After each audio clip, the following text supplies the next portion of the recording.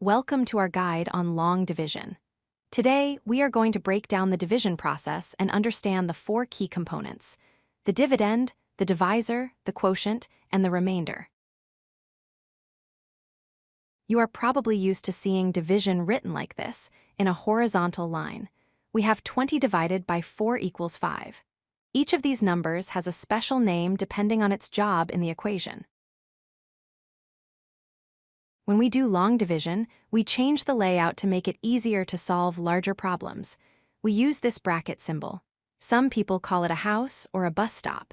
This layout helps us keep everything organized. First, we have the dividend. This number lives inside the house. It represents the total amount we have that we want to share or split up. In our example, 20 is the dividend.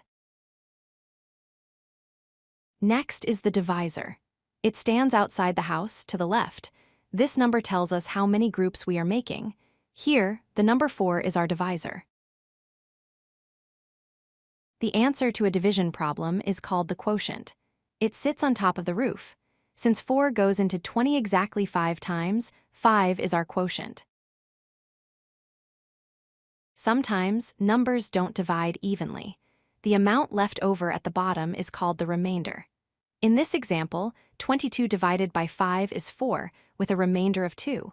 The remainder must always be smaller than the divisor. Let's try a real example.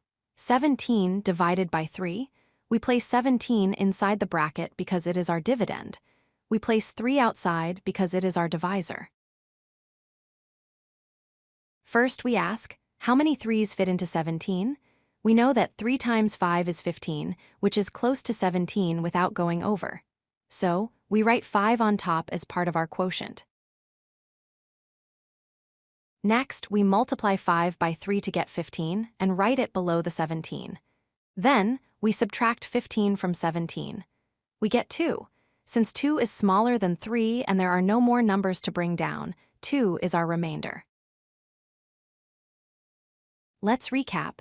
The dividend is the number inside, the divisor is the number outside, the quotient is your answer on top, and the remainder is whatever is left over at the bottom.